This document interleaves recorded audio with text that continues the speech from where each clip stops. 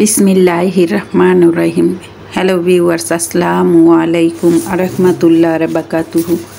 আমার আপু ভাইয়ারা কেমন আছেন? আশা রাখছি যে যেখান থেকেই আমার ভিডিওটা দেখছেন বা দেখবেন সবাই সুস্থ আছেন, ভালো আছেন। আলহামদুলিল্লাহ, আল্লাহর অশেষ রহমতে আমার পরিবারের সবাইকে নিয়ে আমরা ভালো আছি। চলে আসলাম নতুন একটি রেসিপি নিয়ে। আর থাম্বনেল দেখে সবাই বুঝে গিয়েছেন এটা কি। তাই এটা হলো নদীর পুঁটি মাছ। তাই সেটাই আমি আমার মতো করে রান্না করেছি। আর শীতের সিজনে এই নদীর পুঁটি মাছ খেতে কিন্তু অসম্ভব মজা হয়। পুঁটি মাছ কিন্তু সব সময় পাওয়া যায়, তাই দেখবেন একটু খেয়াল করে শীতের দিনে যে এই নতুন পানির এই যে পুঁটি মাছটা থাকে এটা খেতে কিন্তু অসম্ভব মজা। আর এই মাছগুলো তো কিন্তু অনেক তেল থাকে। তাই যাই হোক, কথা বলতে বলতে কিন্তু এখানে আমি লবণ, হলুদ, মরিচ দিয়ে মাছটাকে ম্যারিনেট করে রেখেছি 5 মিনিটের মতো। তারপরে চলে আসলাম ভাজার জন্য। তাই যেই কড়াইতেই আমি আর কি মাছটাকে ভুনা করব, তা আমি চাইছি ওখানেই আমি মাছটা ভেজে নেব, কেননা আমি আর অন্য কোনো হাঁড়ি ভরাতে চাচ্ছি না।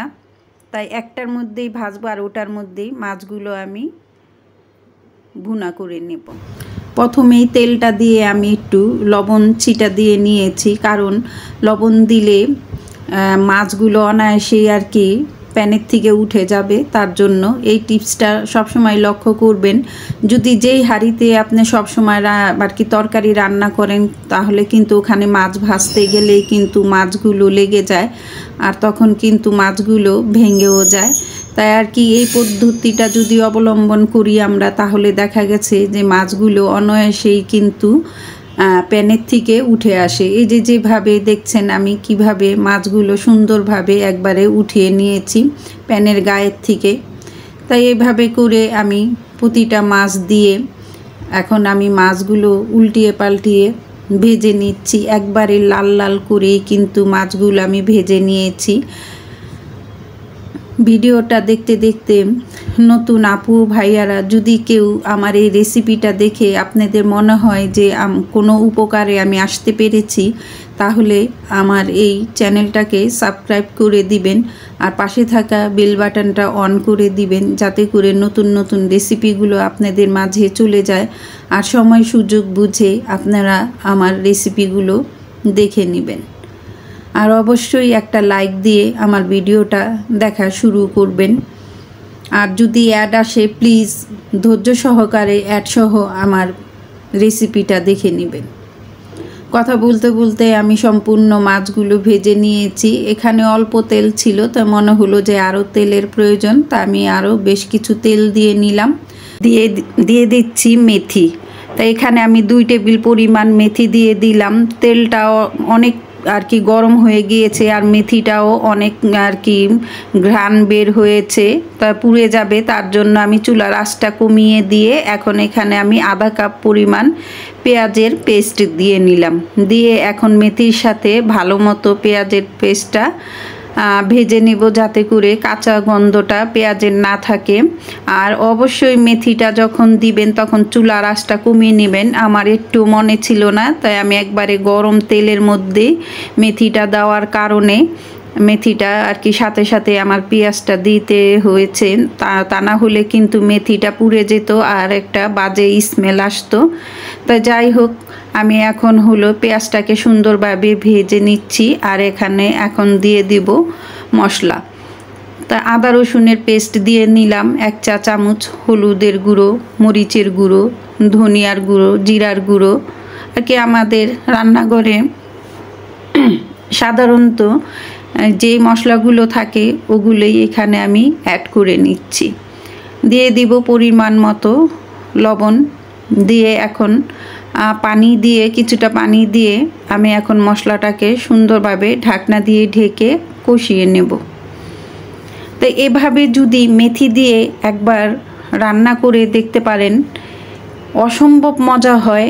আর এই মেথি দিয়ে আমার কিন্তু মাছের আরেকটা রেসিপি আছে, ওটাও কিন্তু আমি করেছি। আর আমি কিন্তু ওই রেসিপিটাও করে বাসায় রান্না করে যখন খেয়েছি, আমার বাসায় সবাই কিন্তু অনেক প্রশংসা করেছে, আলহামদুলিল্লাহ। আজকেও যে আমি এই রেসিপিটা করেছি আপনার ভাইয়া, আমি আর আমার ছেলে, আমরা 3 জনের জন্য এই 6টা মাছ নিয়েছি, মানে 6 পিস মাছ নিয়েছি।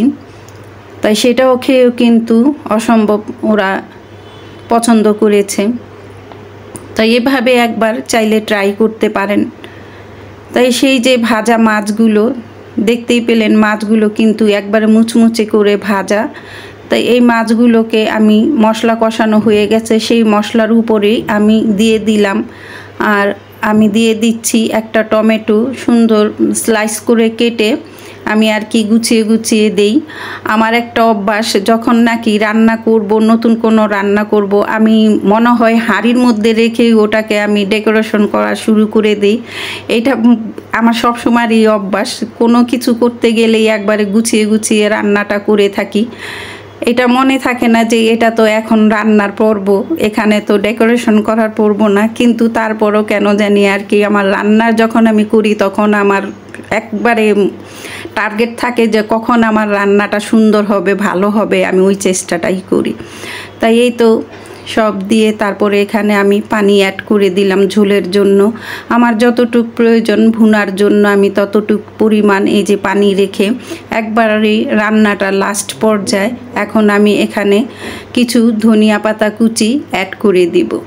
আর অসম্ভব, বিশ্বাস করবেন, অসম্ভব এভাবে মেথি দিয়ে রান্না করে দেখবেন, খেতে অসম্ভব মজা হয়। আর মেথি একটা উপকারী, আমরা কিন্তু সাধারণত সকালে খালি পেটে কিন্তু সারা রাত মেথিকে ভিজিয়ে রেখে যখন নাকি আমরা সকালবেলায় পানিটা খাই, আমাদের স্বাস্থ্যের জন্য কিন্তু খুবই ভালো। তাহলে বুঝেন মেথির কত উপকারিতা। তা যাই হোক, কথা বলতে বলতে কিন্তু একবার আমি লাস্ট পর্যায়ে চলে আসছি। তা কেমন হলো আমার এই মেথি দিয়ে দেশি নদীর পুঁটি মাছ রেসিপি কমেন্ট করে জানাবেন।